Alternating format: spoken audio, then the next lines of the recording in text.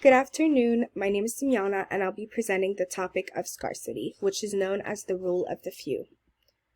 Okay, jumping right in. What is scarcity, and what does it mean that it's the rule of the few?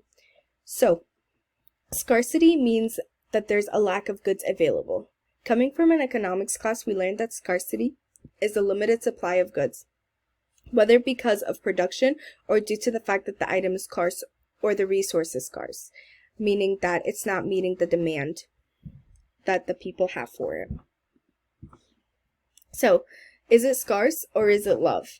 So I find that the fastest way to love or get attached to something or someone is by feeling its loss. When you realize that one person you were speaking to is no longer available to you and their time has become scarce, meaning that it doesn't have to be that they're losing any feelings or any attachment towards you, but they're just valuing their time throughout the day for other things and not just communicating with you. The same can be applied to jobs, colleges, internships, just so many or programs. They're more exclusive and they're more unattainable and desirable when they are not readily available to you.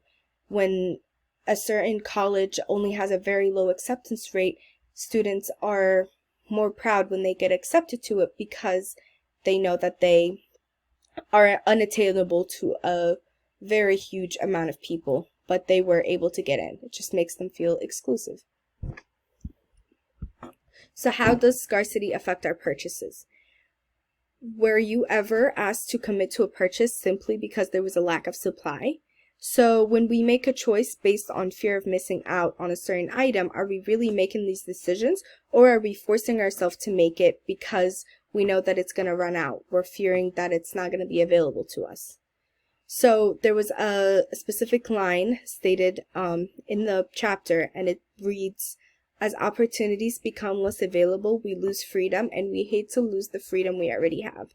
So when we are forced to make a decision, we are kind of losing our freedom, but we don't realize that we are because we're persuaded to think that this decision was made by us.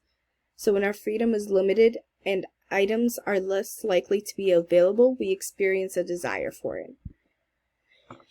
So how can a scarcity mindset make you poor? When someone's living in a scarce mindset, they tend to hoard things and purchase more goods to save up for the future.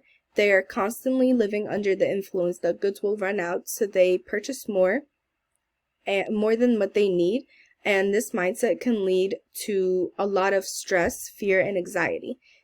And companies recognize that consumers have this problem, so they know that they will be more encouraged when they put exclusive offers on certain items by either adding a discount or a flash sale, or calling something a limited stock or limited edition. So I'm not sure if you might not be aware of this, but a few months back, my friend was trying to purchase a PS5 for her brother for Christmas, and she was put on multiple wait lists at different places, and whenever it would become available for her to purchase, she would go in to try to make the purchase, and within minutes it would be completely sold out. And they only put limited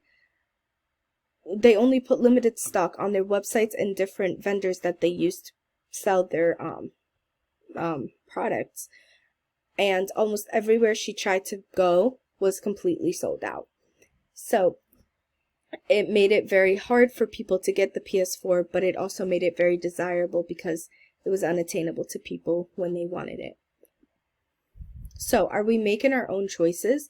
The effect of scarcity on the way we think and make decisions is very prominent. We seek to learn the restricted information. We're also more attracted to the items that are limited edition. We buy during limited time sales and discounts. When we add up all these aspects, it really just makes you think, are we making our own decisions, or are we persuaded to make these choices? There's also something called the commodity theory. It's when we put value on a good that might not even be something we need, but we add value to it because it's not available to us and it's an extreme demand. We as consumers make the producers or the sellers of this item or good feel like this is something this is something people will want because there's an extreme demand for it. So they hike up the prices knowing that people will purchase it at a very hiked up price compared to a not so hiked up price.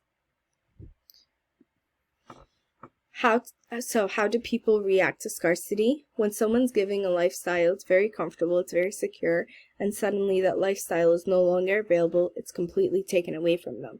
After experiencing that high and getting used to certain standards of living, it's hard to step down and accept less. The desire builds up to have that back. Often people become violent protecting that lifestyle. People also become competitive. Items are desired when they are few, but also when they feel the need to compete for it. People find joy in knowing that they have an item that is exclusive to few, regardless of it being better or not from other things in the market. So this completes the slideshow. I had a lot of fun learning about scarcity in a different aspect other than an economical standpoint. And I hope you enjoy this presentation.